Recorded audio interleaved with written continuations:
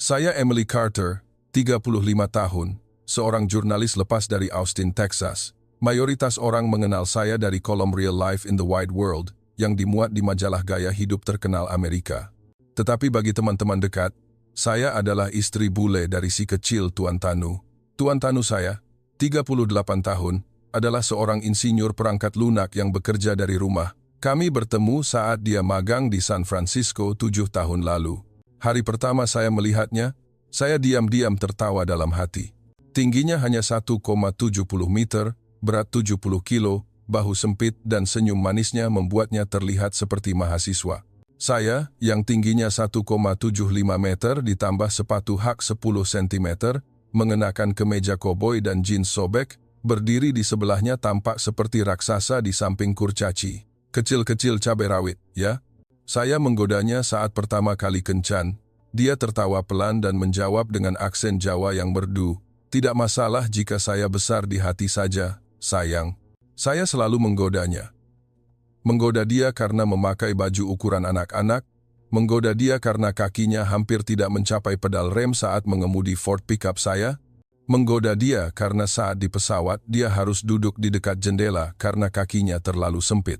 Teman-teman saya di Texas selalu tertawa terbahak-bahak setiap kali saya menceritakan suami saya yang kecil namun berhati besar. Namun, jauh di lubuk hati, saya bangga padanya.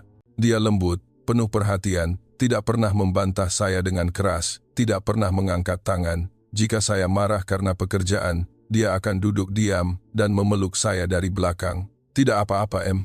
Besok masih ada, kalimat itu selalu menenangkan saya. Tahun ini adalah yang pertama kalinya saya setuju untuk ikut dengannya pulang ke kampung halamannya. Dia menyebutnya pulang mengunjungi ibu. Saya menyebutnya perjalanan wajib karena saya kalah taruhan Super Bowl darinya bulan Februari lalu. Taruhannya, jika tim saya kalah, saya harus pergi ke Indonesia bersamanya tanpa mengeluh sepatah kata pun. Saya sudah mengeluh sejak memesan tiket. 18 jam? Tanu, kenapa tidak penerbangan langsung seperti ke Eropa? Dia tersenyum seperti biasa. Rumah saya agak jauh, sayang, tapi sepadan. Saya membuka Google dan melihat foto Jakarta. Gedung-gedung tinggi bercampur sawah, orang-orang tersenyum lebar. Saya tertawa dalam hati. Negara yang penuh dengan backpacker dan komodo? Baiklah, saya siap mental. Sebelum berangkat, saya mengunggah foto koper besar saya ke Instagram dengan caption, "Menuju negeri 1000 pulau dan orang-orang kecil. Sampai jumpa 2 minggu lagi, Texas." Saya tidak tahu bahwa 2 minggu itu akan menjadi masa di mana saya harus menelan kembali setiap kata candaan tentang kekecilan sedikit demi sedikit, dan hari di mana saya harus mengakui bahwa terkadang hal terbesar di dunia dapat tersembunyi di tubuh terkecil yang pernah saya tertawakan. Pesawat lepas landas dari Dallas. Tanu memegang tangan saya dengan lembut. "Sudah siap, sayang?" Saya tersenyum sinis. Siap melihat seberapa kecil kampung halaman Tuan Tanu. Dia tertawa pelan, lalu memejamkan mata. Sementara saya melihat keluar jendela, belum tahu bahwa tanah yang akan saya injak sebentar lagi akan membuat hati saya membesar hingga hampir tidak muat di tubuh sendiri. Pesawat mendarat di Bandara Internasional Soekarno-Hatta pada pukul 4.30 pagi. Kelembaban udara langsung menerpa wajah saya saat pintu pesawat terbuka, seperti ada yang menutupi hidung dengan handuk hangat basah. Tanu menarik napas, dalam-dalam lalu tersenyum lebar hingga matanya menyipit. Sampai di rumah, sayang. Saya menyeret koper raksasa saya mengikutinya. Bandara ini lebih besar dari yang saya bayangkan, tetapi saya belum sempat terkesan karena hal pertama yang saya lihat adalah antrian taksi yang mengular panjang dan kemacetan yang sudah dimulai dari gerbang bandara. "Oke, kemacetan sudah dimulai," saya mengeluh pelan. Tanu tertawa. "Jakarta pagi begini biasa, sayang. Tunggu sebentar lagi." Sebentar lagi adalah 1 jam 45 menit. Mobil hampir tidak bergerak, asap knalpot mengepul. Saya tidak bisa membuka jendela karena takut debu. Pengemudi taksi menyetel musik dangdut keras-keras. Saya melihat keluar, melihat sepeda motor menyelinap melalui celah sempit tanpa takut mati. "Ini gila," gumam saya. Tanu meraih tangan saya. "Sebentar lagi sampai, sayang." Saya menarik tangan saya pelan. Saya tidak mengerti mengapa mereka tidak bisa membangun jalan yang lebih baik. Dia tersenyum, tidak berkata apa-apa. Saat mobil mulai bergerak lagi, langit sudah cerah. Saya melihat Ibu Tanu berdiri menunggu di depan rumah kayu 2 lantai di pinggiran kota. Ibu lebih kecil dari saya hampir satu kepala, kulitnya lebih gelap, tersenyum lebar, hingga terlihat gusinya. Dia memeluk saya erat hingga tas branded saya hampir jatuh. "Selamat datang anakku," suaranya lembut tapi jelas. Saya tersenyum kaku, membungkuk membalas pelukannya, lalu berbisik kepada Tanu. "Ibumu bahkan lebih kecil dariku." Dia tertawa pelan. Rumah tidak memiliki pendingin udara terpusat, hanya kipas angin langit-langit tua. Ruang tamu sempit, dialasi tikar linoleum bermotif bunga kusam. Aroma soto ayam tercium dari dapur. Saya duduk di sofa kayu jati tua, dan seekor kucing oranye liar langsung melompat dan tidur di pangkuan saya. "Kucing kampung kita, sayang," kata Tanu. "Kenapa dia berani mendekat orang asing begitu mudah?" "Karena dia tahu tidak ada yang akan menyakitinya," jawabnya. Untuk sarapan, ibu menyajikan lauk pauk yang memenuhi meja. Gado-gado, telur dadar daun singkong, ikan asin goreng, dan sambal terasi. Saya makan 2 suap dan air mata saya mulai mengalir karena pedas. Tetapi saya harus mengakui rasanya lezat hingga melupakan hawa panas. Siang harinya, Tanu mengajak saya ke Pasar Beringharjo. Pasar kecil di tepi jalan yang hanya ada orang Indonesia asli, tidak ada turis sama sekali. Bau ikan asin, bau daun pisang, bau minyak goreng, orang-orang saling tersenyum sepanjang waktu, bahkan saat berdesakan. Saya melihat seorang ibu penjual klepon tersenyum pada saya dan menaruh 1 potong di piring saya secara gratis. "Coba, cantik sekali," katanya. Saya ternganga. Di Texas, tidak ada yang memberikan sesuatu secara gratis seperti ini. Tapi saya masih berpikir dalam hati. Senyum semudah ini, apakah benar-benar tulus atau hanya bersikap baik di depan bule? Malam itu, kami makan malam bersama keluarga. Adiknya, Ningsih, 22 tahun, bahkan lebih kecil dari kakaknya. Dia baru lulus dari jurusan pengobatan tradisional di salah satu universitas negeri. Dia bercerita bahwa dia baru saja kembali dari membantu korban gempa dan banjir di Palu.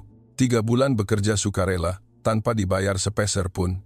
Saya mengangkat alis. "Kenapa kamu melakukan itu, Ningsih?" Ningsih tersenyum. "Karena mereka butuh bantuan, Kak." Saya tertawa dalam hati. Apa yang bisa dilakukan gadis sekecil ini? Malam itu, saya tidur di atas kasur yang dialasi di lantai kamar ber-AC tua. Suara kipas angin berderit.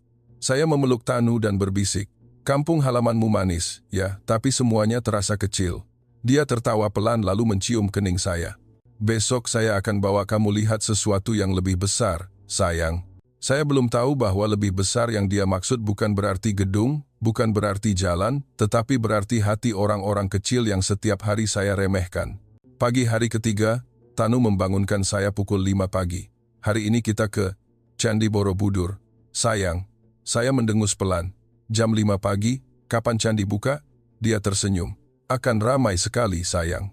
Kalau kesiangan, kita akan berdesak-desakan sampai mati." Saya mengenakan celana pendek dan tank top lalu ibu melarang saya dengan lembut. "Pakai kain batik saja, Nak. Tempat suci tidak boleh memperlihatkan bahu dan kaki." Saya mengangkat alis, tetapi akhirnya setuju memakai sarung batik yang dipinjam dari Ningsih. Sarung itu panjang hingga mata kaki, diikat ketat hingga hampir tidak bisa bernapas. "Apakah saya sudah menjadi Nyonya Jawa?" Saya mengeluh sambil tertawa. Mobil van milik paman tetangga membawa kami ke kota. Macet lagi. Kali ini lebih parah dari hari pertama. Kemacetan panjang sejauh 10 km sejak persimpangan. Saya melihat jam dan menghela napas. Jika di Texas, saya sudah sampai 3 kali putaran. Tanu meraih tangan saya. "Sabar sedikit, sayang." Saya melihat keluar. Mobil-mobil berhenti total, tetapi tidak ada yang membunyikan klakson keras-keras seperti di Amerika. Semua orang duduk menunggu dengan tenang.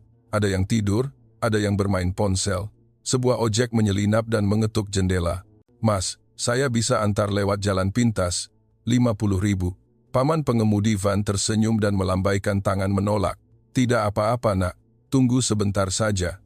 Saya mulai marah. Ini membuang waktu tanpa alasan. Tanu menoleh ke saya dengan tatapan tenang lalu berkata pelan, "Di Texas, jika macet separah ini, apakah sudah ada yang keluar dan saling mengacungkan pistol?" Saya terdiam. 3 jam kemudian, kami tiba di Borobudur. Matahari terik hingga lantai batu panas membakar kaki. Orang-orang begitu padat hingga hampir tidak bisa berjalan. Saya berkeringat deras, kain sarung saya basah kuyup. Tetapi saat saya melihat stupa utama di puncak untuk pertama kalinya, Saya lupa bernapas sejenak. Stupa itu kecil, kecil sekali hingga sulit dipercaya menjadi tempat pemujaan seluruh bangsa. Namun, cahaya yang memantul dari batu-batu di sekelilingnya membuat saya merasa seperti disinari oleh sesuatu. Tanu mengajak saya melihat stupa kecil di dalam teras. Stupa ini tingginya hanya 3,5 meter. Kecil sekali, gumam saya. Tapi setiap orang Indonesia tahu bahwa jika ini hilang, negara akan hancur, bisiknya. Saya tertawa dalam hati. Cerita aneh. Tetapi saat saya berlutut di depan stupa bersama ribuan orang Indonesia, saya melihat seorang wanita tua yang kecil mengangkat tangan berdoa dan air matanya mengalir. Seorang anak yang lebih kecil dari anak teman saya duduk dengan tangan terkatup erat hingga tubuhnya gemetar.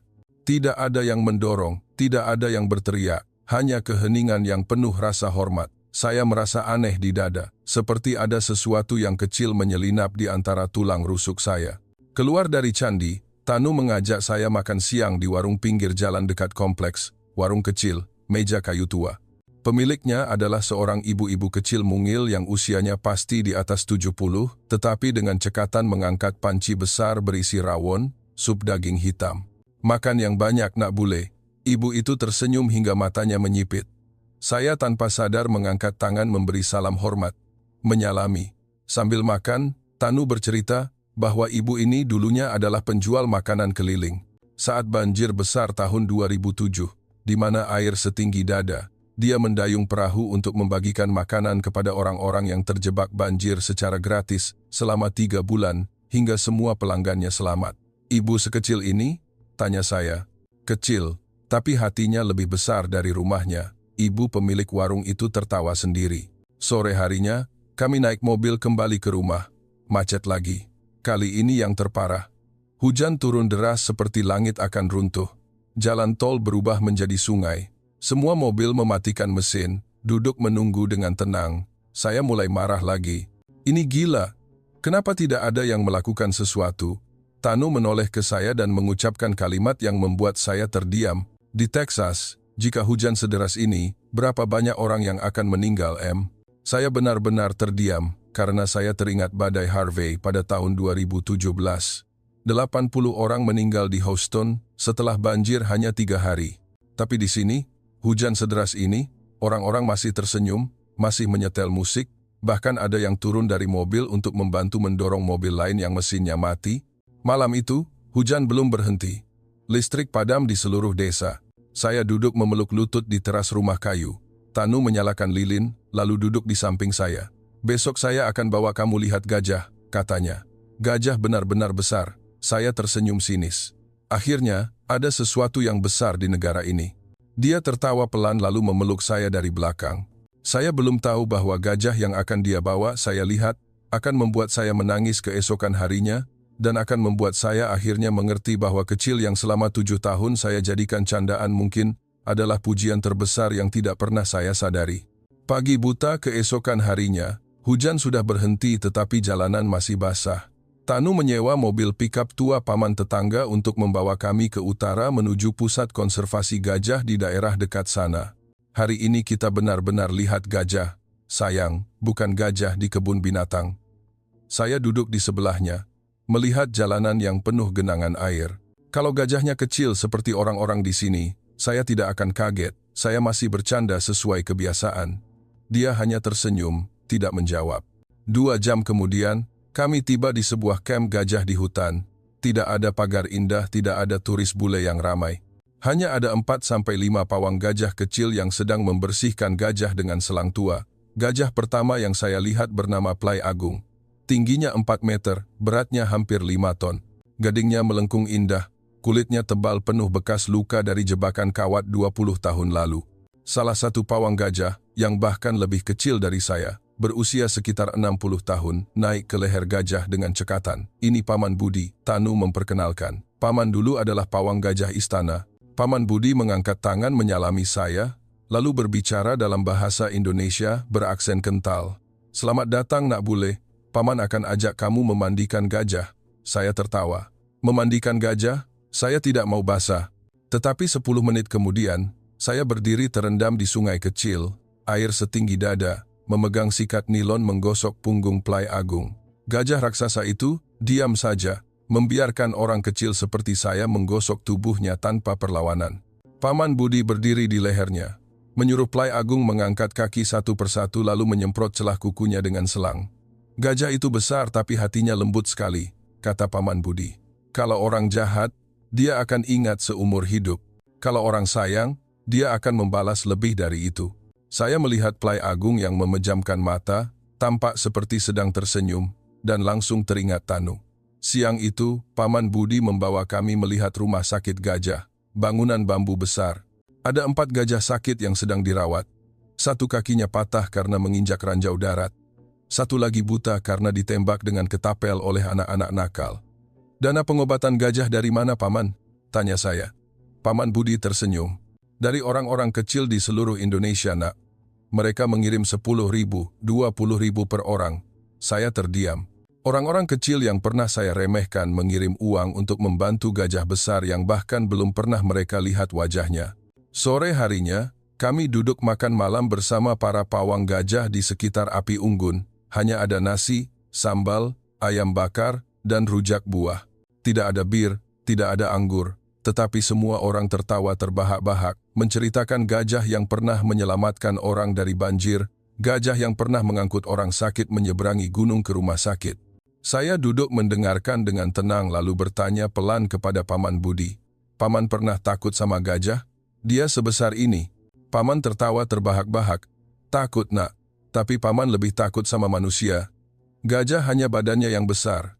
Tapi manusia, hati mau besar atau kecil, kita yang pilih sendiri. Malam itu, kami tidur di kamp gajah. Saya mendengarkan suara napas gajah yang mendengus. Tanu memeluk saya dari belakang. Suka gajah, sayang? Saya mengangguk. Suka. Dia benar-benar besar. Dia tertawa pelan. Tapi pawang gajahnya lebih kecil. Ya? Saya terdiam lama lalu berbisik. Saya mulai mengerti, Tan. Apa yang kamu maksud dengan lebih besar? Tetapi saya belum mengerti sepenuhnya. Saya belum tahu bahwa 24 jam ke depan, gajah itu dan orang-orang kecil yang masih saya anggap lemah akan menyelamatkan nyawa orang yang paling saya cintai di dunia ini, dan membuat kata kecil yang selama ini saya gunakan untuk bercanda menjadi kata yang ingin saya dengar seluruh dunia. Pagi berikutnya, kami meninggalkan kamp gajah sebelum fajar menyingsing. Paman Budi mengangkat tangan menyalami Plai Agung untuk terakhir kalinya lalu menoleh kepada saya. Kalau suatu hari hati kamu goyah, ingat Plai Agung, Nak. Dia besar tapi mau membiarkan orang kecil menungganginya. Saya tersenyum, tetapi masih belum mengerti sepenuhnya. Tanu mengemudi kembali ke Jakarta melalui jalan yang sama. Hujan baru saja berhenti lagi. Jalanan licin penuh genangan air dan lumpur. Di tengah jalan, kami berhenti membeli kopi di sebuah warung kecil di pinggir jalan. Pemiliknya adalah seorang gadis kecil mungil, usianya tidak lebih dari 16 tahun, berdiri menjual kopi di tengah hujan yang baru reda. Dia menyodorkan gelas kepada saya, lalu tersenyum lebar. Kopi panas, Kak Bule. Hati-hati di jalan, licin. Saya tanpa sadar mengangkat tangan menyalaminya lalu naik mobil dengan perasaan aneh. Mobil belum berjalan 20 km, terjadi peristiwa yang tidak akan pernah saya lupakan. Sebuah truk 10 roda tergelincir di jalan licin, meluncur ke arah kami dengan kecepatan penuh. Tanu membanting setir menghindar sekuat tenaga, tetapi masih terkena bagian samping mobil. Suara logam remuk terdengar memekakkan telinga. Mobil pickup berputar 2 kali sebelum menabrak pohon di pinggir jalan. Kaca pecah berhamburan. Saya merasa dunia berhenti berputar. Darah mengalir menutupi mata saya. Saya berteriak memanggil nama Tanu, tetapi tidak ada jawaban. Dia duduk diam di samping saya, miring ke satu sisi, lengan kanannya terpelintir keluar dari bentuk, darah mengalir dari dahinya tanpa henti. Saya mencoba membuka sabuk pengaman, tangan saya gemetar hingga tidak bisa melakukannya. Suara hujan masih gerimis. Tidak ada mobil yang berani berhenti karena jalan licin dan kemacetan panjang. Saya menangis untuk pertama kalinya dalam hidup, merasa putus asa. Tolong, siapapun. Lalu saya melihatnya. Gadis penjual kopi yang sama, yang kecil itu, berlari menembus hujan ke mobil kami, diikuti oleh 3-4 pria yang baru saja minum kopi di warung. Tidak ada yang berbicara. Gadis itu langsung membuka pintu sisi saya. Dia membantu menarik saya keluar. Seorang pria memanjat ke mobil, menggunakan tangan kosongnya untuk menarik pintu sisi Tanu yang bengkok. Yang lain menelepon ambulans. Mas, bisa bangun? Teriak gadis itu. memanggil Tanu. Dia kecil sekali hingga harus berjinjit, tetapi dia memanjat ke atas dan menekan titik pendarahan di dahinya dengan tepat. Saya belajar relawan SAR, Kak. Tunggu sebentar, ya, katanya. Saya berdiri gemetar, melihat gadis kecil itu menyelamatkan nyawa suami saya. Dia tidak menunggu orang lain datang membantu, dia adalah penolong. 10 menit kemudian, ambulans tiba, tetapi jalanan macet total, mobil tidak bisa masuk. Penduduk desa yang berkumpul, semakin banyak mulai membantu. Mereka mengangkat tandu Tanu yang masih tidak sadarkan diri, lalu bahu-membahu memikul tandu itu menembus hujan, menembus genangan air, menembus kemacetan, berjalan kaki hampir 2 kilometer menuju tempat ambulans menunggu. Saya berjalan di belakang tandu, melihat lebih dari 10 orang Indonesia yang kecil bahu-membahu memikul seseorang yang beratnya melebihi gabungan berat mereka. Tidak ada yang mengeluh, tidak ada yang meninggalkan. Saat itu, saya menangis terisak-isak, bukan karena takut, tetapi karena saya menyadari bahwa selama ini saya telah menertawakan orang-orang ini sebagai kecil, lemah, dan inferior. Tetapi sekarang, orang-orang kecil ini sedang memikul nyawa suami saya di pundak mereka. Ambulans melesat ke rumah sakit terdekat, rumah sakit umum daerah. Saya duduk di samping tandu, memegang tangannya erat-erat. Gadis penjual kopi itu ikut. Dia memeriksa denyut nadi Tanu sepanjang jalan. Mas masih bernapas teratur, Kak Bule. Jangan takut. Saya mengangkat tangan, air mata berterima kasih. Terima kasih, terima kasih banyak. Dia tersenyum dan mengucapkan kalimat yang akan saya ingat sampai mati. Orang Indonesia kecil, Kak. Tapi kami tidak pernah meninggalkan satu sama lain. Kami tiba di rumah sakit. Tim medis berlari menyambut segera. Tidak ada pertanyaan tentang uang, tidak ada dokumen, hanya kata cepat. Tanu didorong ke ruang operasi darurat. Saya berdiri di depan ruangan, air mata mengalir tanpa henti. Gadis penjual kopi itu memeluk saya pelan. Mas tidak akan apa-apa, percaya saya. Saya memeluknya kembali. Tubuhnya kecil, kepalanya hanya setinggi bahu saya, tetapi dalam pelukan itu saya merasa seperti dipeluk oleh seekor gajah utuh.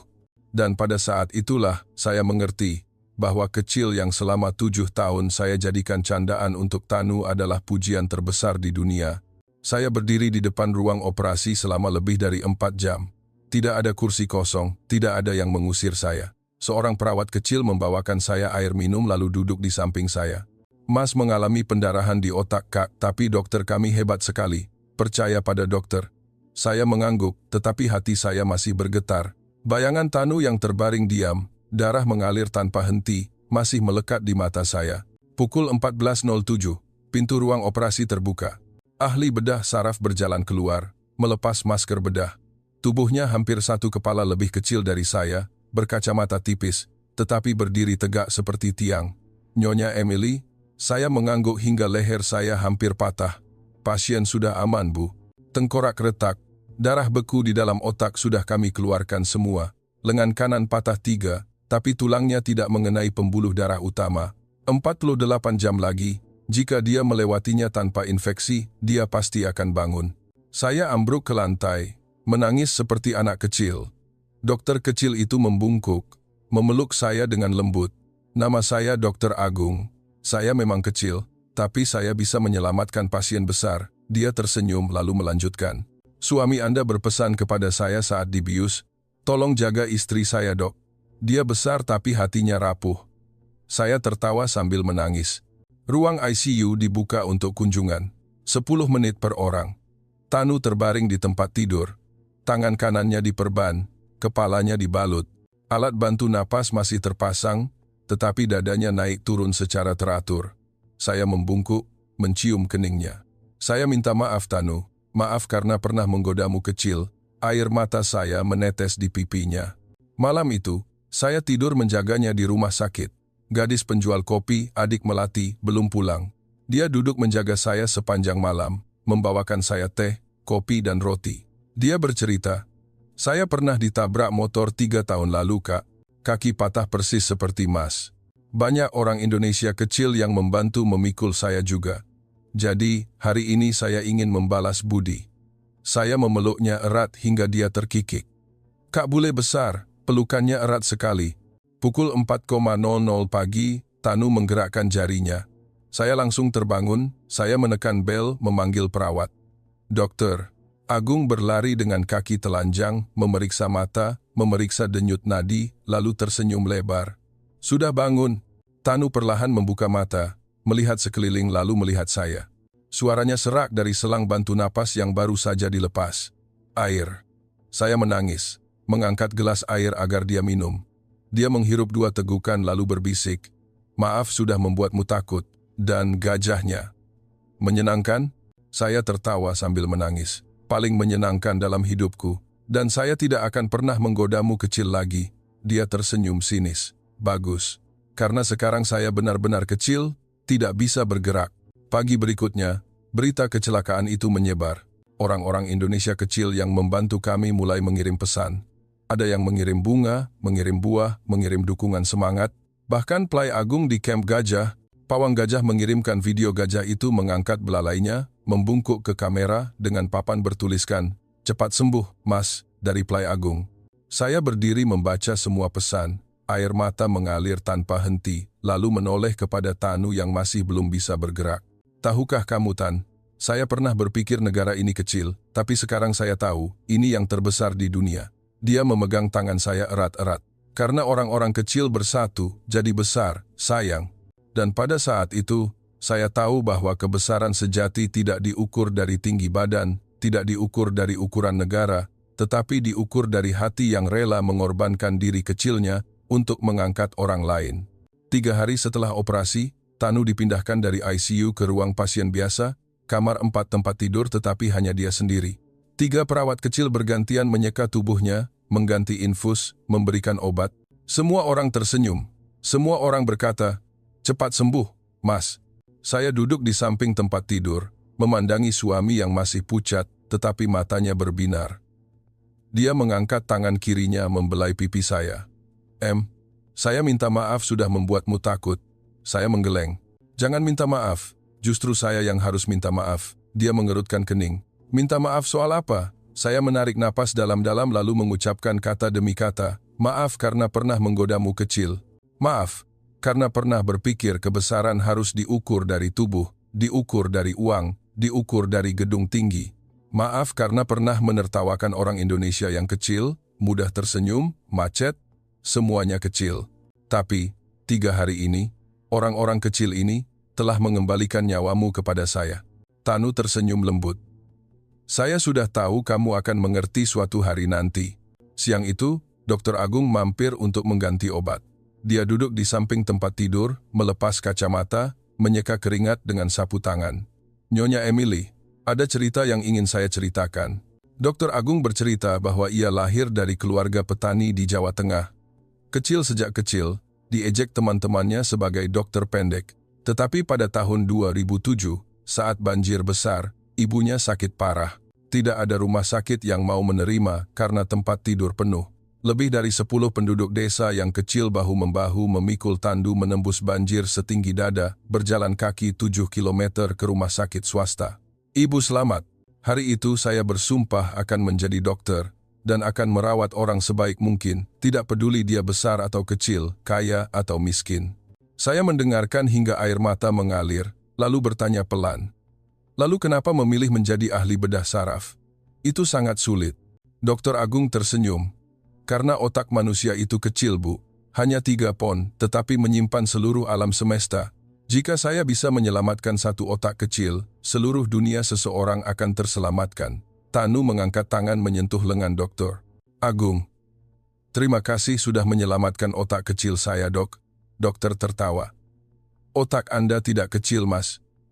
Cukup besar untuk mencintai istri sebesar ini." Sore itu, saya berjalan keluar membeli kopi di lobi. Saya bertemu adik melati berdiri memegang kotak donat.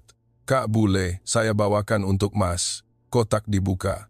12 donat dengan krim bertuliskan, "Cepat sembuh ya, dari orang kecil seluruh Indonesia." Saya memeluk adik melati erat hingga dia terkikik, lalu bertanya, "Kamu tidak capek datang setiap hari?" Adik melati tersenyum lebar. "Capek, Kak, tapi Mas pernah tersenyum ke saya saat beli kopi. Jadi saya ingin membalas senyumnya."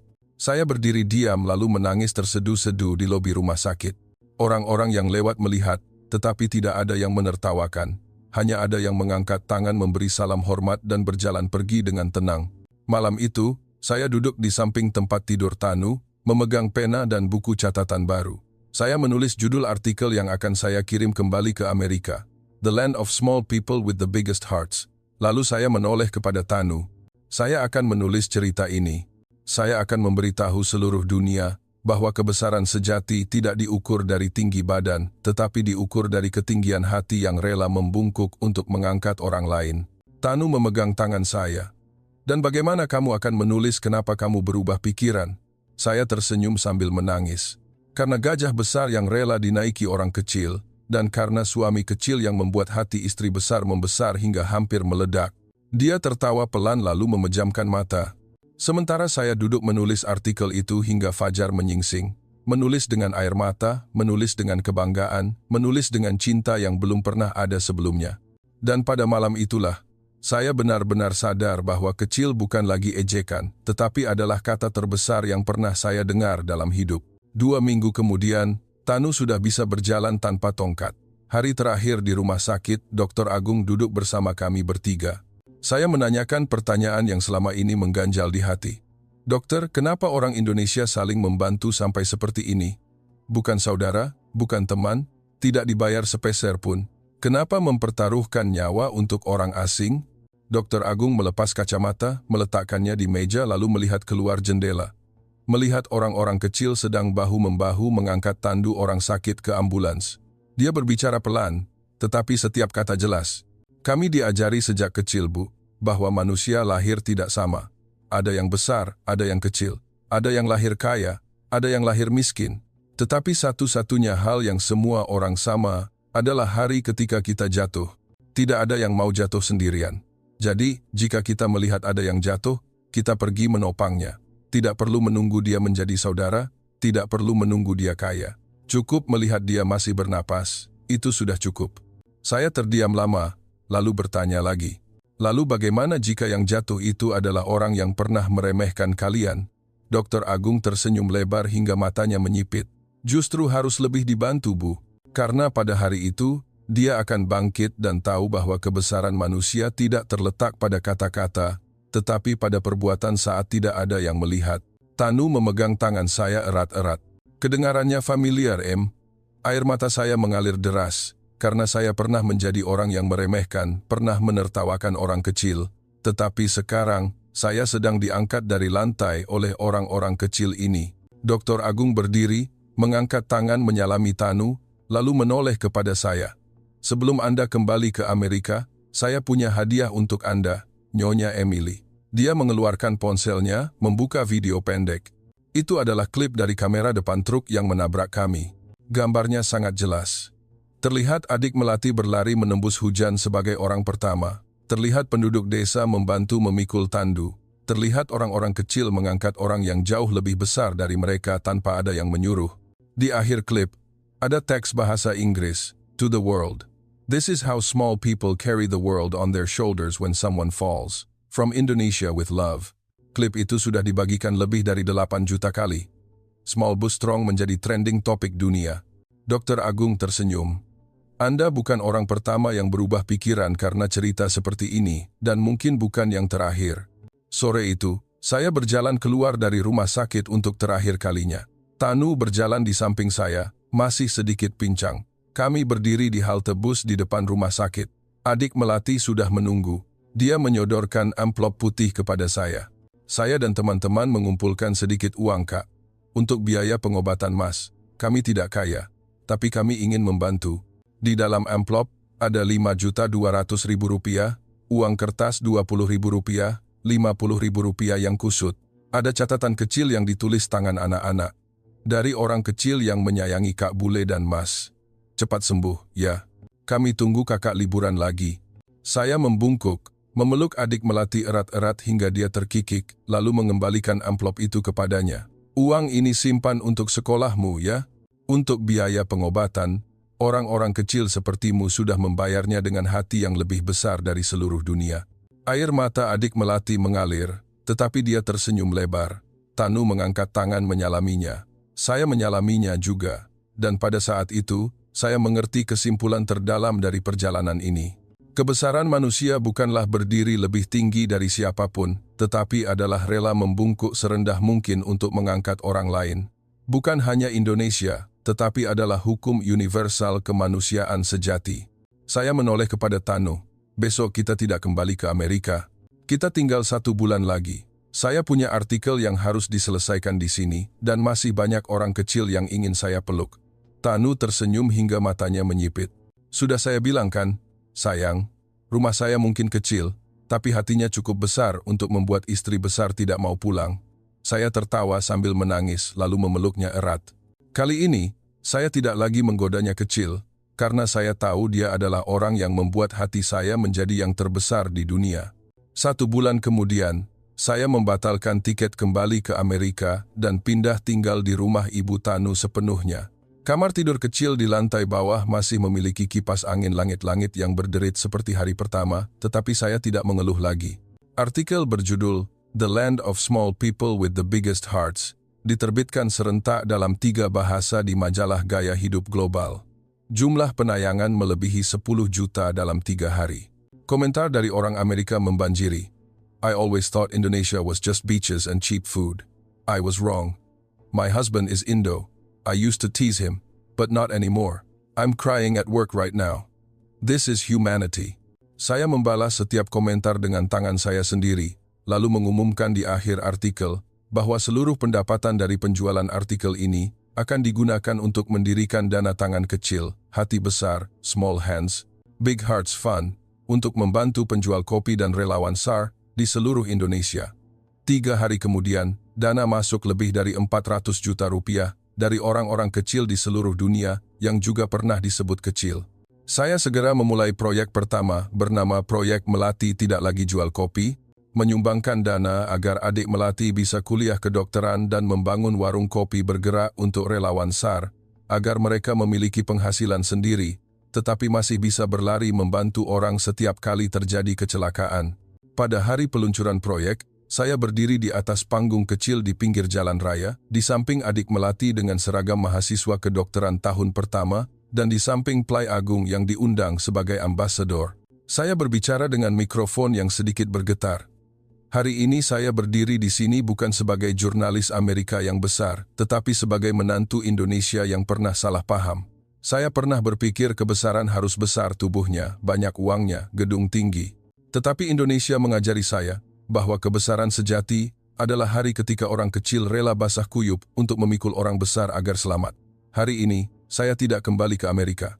Saya akan tinggal di sini, belajar bahasa Indonesia, menulis kisah orang-orang kecil yang mengangkat seluruh dunia, dan memeluk semua orang yang pernah disebut kecil agar mereka tahu bahwa mereka sama sekali tidak kecil. Suara tepuk tangan membahana, Plai Agung mengangkat belalainya tinggi-tinggi, lalu menyiram air ke saya dengan lembut, seperti memberi restu. Tanu naik ke panggung, memeluk saya dari belakang lalu berbisik di telinga saya, sekarang istri saya besar badannya, tapi hatinya lebih besar dari saya. Saya berbalik menciumnya, lalu berbicara ke mikrofon, agar semua orang mendengar. Ya, karena suami kecil inilah yang membuat hati istri besar ini cukup besar untuk memeluk seluruh Indonesia. Adik Melati mengangkat papan yang ditulis tangan anak-anak. Dari orang kecil seluruh Indonesia, terima kasih Kak Bule, sudah membuat dunia melihat bahwa kami tidak kecil. Saya membungkuk memeluk adik Melati, memeluk Plai Agung, memeluk Tanu, memeluk ibu, memeluk semua orang yang berdiri di sana. Dan dalam pelukan itu, saya tahu bahwa saya telah pulang. Rumah yang kecil, tetapi hatinya cukup besar untuk merangkul seluruh dunia. 1 tahun berlalu dengan cepat. Saya masih tinggal di rumah kayu 2 lantai yang sama di pinggiran kota. Kipas angin langit-langit masih berderit seperti hari pertama, tetapi saya mengganti baling-baling baru agar lebih tenang, karena sekarang rumah ini memiliki suara tawa anak kecil lain yang menggema setiap hari. Putra kami lahir pada tanggal 14 Februari, hari Valentine. Namanya Tanu Carter Junior, tetapi semua orang memanggilnya adik gajah. Dia lahir sangat kecil, beratnya hanya 2,8 kilogram, tetapi menangis keras hingga perawat tertawa. Dokter Agung adalah yang membantu persalinan, dan orang pertama yang mengangkat anak itu dan berkata, kecil, tapi paru-parunya besar, ya, pewaris Indonesia Amerika sejati. Hari ini adalah ulang tahun adik gajah yang pertama. Pesta kecil diadakan di kamp gajah. Plai Agung menunggu di depan kamp, belalainya dihiasi karangan bunga melati. Paman Budi berdiri di sampingnya, menyalami setiap orang yang datang. Adik melati dengan seragam mahasiswa kedokteran tahun keempat berlari membantu memegang kue. Dokter Agung dengan pakaian kasual datang bersama dana tangan kecil, hati besar, yang kini sudah menyebar ke 10 provinsi. Dan keluarga saya dari Texas, ayah, ibu, dan adik laki-laki saya terbang langsung dari Austin untuk pertama kalinya. Ayah saya berdiri menatap Plai Agung dengan mata terbelalak. Emily, kamu bilang gajah Indonesia besar, tapi orang Indonesia kecil. Ayah tidak percaya sampai melihat kamu mengangkat seluruh dunia dengan tanganmu sendiri. Saya tersenyum, membungkuk memeluk ayah yang pernah mengajari saya bahwa yang besar harus selalu menang. Ayah, hari ini saya mengerti.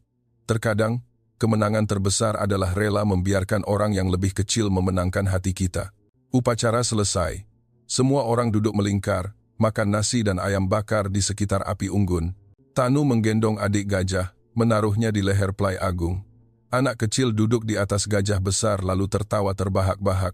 Saya mengangkat kamera, mengambil foto, lalu mengunggahnya ke Instagram untuk terakhir kalinya sebelum menutup akun jurnalis lepas saya.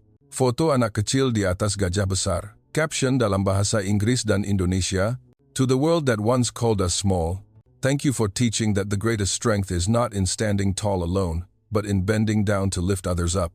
Terima kasih Indonesia, yang membuatku tahu bahwa kebesaran sejati adalah hati yang rela membungkuk serendah mungkin untuk mengangkat semua orang. Saya bukan lagi seorang jurnalis. Saya adalah menantu, saya adalah ibu, saya adalah teman, saya adalah adik, dan saya adalah salah satu orang kecil di negara dengan hati terbesar di dunia. Salam dari Emily Carter, yang kini memiliki nama Indonesia Emily Hati Besar, Small but Strong, keajaiban, rumahku di sini. Saya mematikan ponsel, meletakkannya, lalu berjalan memeluk suami dan anak laki-laki saya. Memeluk Plai Agung, memeluk Paman Budi, memeluk adik Melati, memeluk semua orang di bawah cahaya bulan purnama di Borobudur. Orang-orang kecil melingkar, tertawa terbahak-bahak, dan dalam pelukan itu saya tahu bahwa saya telah menemukan keajaiban sejati, keajaiban yang bernama Indonesia.